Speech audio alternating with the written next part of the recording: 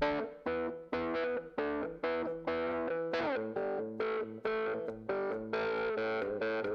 everyone, John Lauritsen here. A beautiful day in Minnesota, and speaking of Minnesota, one of the really cool parts of my job is to travel around the state and highlight really neat and visual things and historic things to learn about. So let's take a look at some of our Finding Minnesota stories in April. I want to start with the Minnesota Music Hall of Fame in New Ulm. And there's so many other things in New Ulm that have been created over the years that really puts us on the map. Are there ever?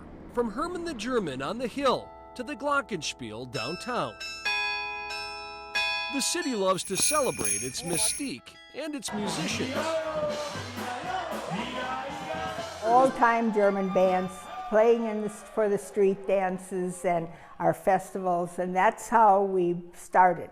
Bonnie Ubel is talking about the Minnesota Music Hall of Fame, a place where small-town bands actually paved the way for Prince and others. You should hear what reaction we get from New Ulm people. They come in and they'll say, I never knew there was this much in here. It's the reaction a lot of visitors have, and it's what Dale Bessemer was hoping for when he opened the museum 35 years ago. Did you ever imagine it would grow to be like this? Never crossed my mind. The idea came to him during a happy hour. He thought a Music Hall of Fame would be good for tourism. My idea was that if we do this, we're going to be a state organization, not just a New Ulm organization, because there's a lot of music in the state that a lot of people don't even know about. Every year, there are 6 new Hall of Fame inductees. We tried to do a rock band, a country band, an old-time band. We like to do a professor or an educator. Most Hall of Famers are Minnesotans through and through, but not all of them. Some of these musicians weren't born here, but did some of their best work while living in Minnesota. That includes Take Me Home country road singer John Denver. You fill up my senses. Denver met his first wife, Annie Martell, while playing at a concert in St. Peter, Minnesota. They lived in Edina for a few years, where he wrote Annie's Song, a #1 hit in 1974. So Bonnie, this was all in Henderson, Minnesota. This was all at Henderson. A couple years ago, the Prince exhibit was moved from the town of Henderson to New Ulm. It draws people from across the country, and it includes a replica Purple Rain motorcycle. Have you taken this for a spin yet? No, not yet. Okay.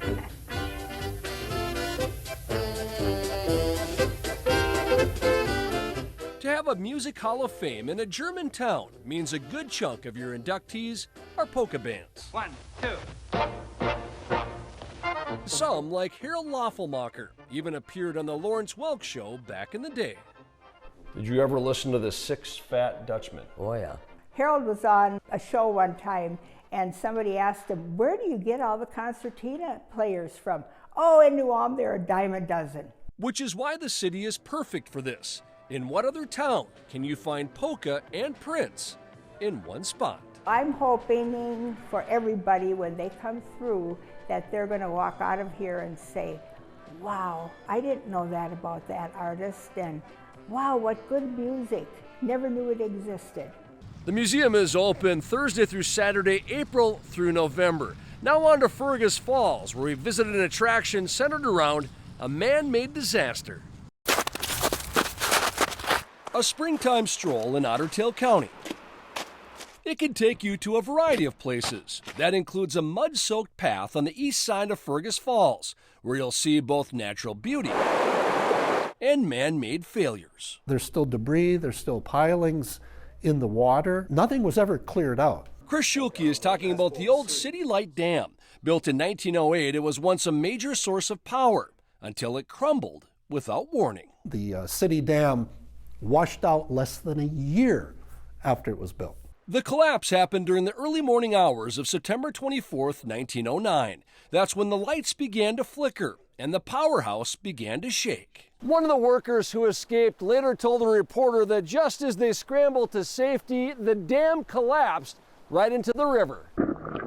And it all happened within a matter of seconds. It's like a movie. It's literally, it was apparently crumbling as they were running off. I'm sure their lives passed before their eyes real quick. A moment of sheer horror of what's happening to me, and then as they're surviving, what's happening downstream. The rush of water created a domino effect, knocking down 4 other dams, a bridge, and flooding out homes and businesses.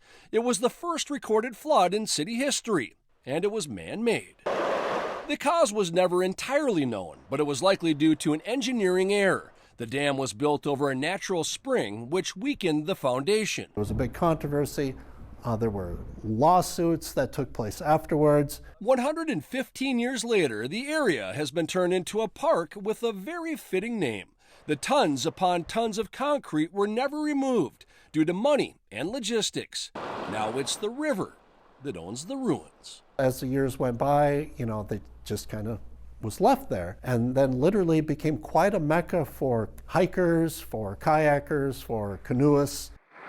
Warm weather means classic car season is fast approaching here in Minnesota, and if you ever restored a classic, you may have visited a junkyard in Annandale, why French Lake Auto Parts has become a mecca for collectors. Each summer, Minnesota's Back to the 50s car show draws thousands of people. They come from New York, Texas, California, but for many, the show is a pit stop on their drive down memory lane. They drive their classics all the way up to Minneapolis to Back to the 50s, and then they come out here and spend the day. They visit what used to be an 88-acre pasture near Annandale. Decades ago, cars replaced cows, and French Lake Auto Parts was born. Junkyards can get a negative rap, but we take pride in it. We don't pigeonhole ourselves into certain years. We love the old stuff. In fact, they still have some cars that were here when Tabitha Reinert's relatives opened the place in 1956. Nowadays, baby boomers and young collectors can pick through and find just about any part they need. We have some that are late 20s. There's not much left of them, but we got anything from the 20s for classics all the way up to modern stuff. We don't want to just go to one maker model. It's all of them. There are currently 1,500 old classic cars on this lot, and there's a method to the madness when it comes to keeping track of them all. The Reinerts created their own roads and put certain makes and models in their own neighborhoods, making this a highly organized junkyard. We can look it up, and then there's a handful of us that can probably tell you within a car or two where it's sitting. For them, part of the satisfaction is watching a collector who drove a long way find the exact part they need, whether it be a T-Bird, Mustang, Cadillac, or Buick. So as you can see, we've sold the seats, the interior, console, motor and tranny is gone, hood. You're starting to see some of the stuff from the 80s now. The people, our generation.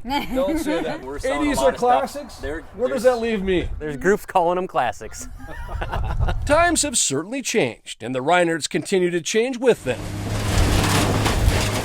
They also run a scrap metal yard, but have vowed not to put any of their classics through the ringer, because here, it's all about the vintage vibes. It's nostalgia. It takes everybody back to their childhood, or cars are kind of a foothold in your memory. It'll take you back to, for me it was Saturdays with my grandpa. It's one of the few covered bridges remaining in the Midwest, and it's seen a lot of traffic over the years. Why Zumbrota residents and visitors continue to celebrate this man-made work of art. When you walk in here, you feel the history. You feel things that happened here. Every little town has something that brings people together. For Zumbrota, it's a covered bridge, and most of the wood you see inside is original, from 155 years ago. All the time, if you drive by, you'll see people walking through. And it's just you don't see things like this anymore. Built out of necessity, it was a way for people to get to town to trade goods. Historian Wayne Radke says it was so structurally sound that initially it didn't need a middle pier to hold it up. The first thing that makes it unique is the construction.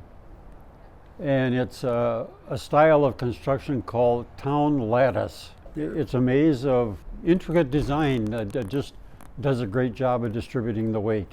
Roofs were put on these structures to protect the wood from the elements. But in the wintertime, they would actually shovel snow onto the bridge, so horse-drawn sleighs had something to ride on. The covered bridge catered to people, horses, and Model Ts, quite often all at the same time. And there was even a speed limit, but eventually traffic got too heavy.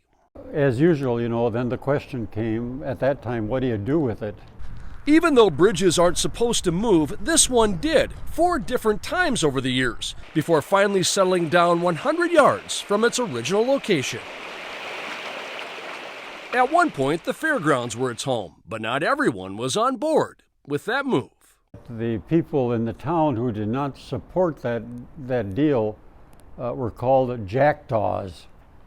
Now, you interpret that any way you want, but they didn't like each other. Now that's all water under the bridge. Inside, you'll find initials and even love messages, memories ingrained in timber. Many have been there since President Grant was in office. And that's part of the history of this. It kind of contains a people history. Very wonderful. Today, the structure is the epicenter of town parties and festivals, and it also serves as a 116-foot-long metaphor. Here, no matter how dark things get, there's always light at the end of the tunnel. Try to share a lot of the little stories, and hopefully that'll make sure people have a warm spot in their heart for the bridge. Have a hidden gem I should explore? Send me your ideas to WCCO.com/contact. Thank you for watching, everyone.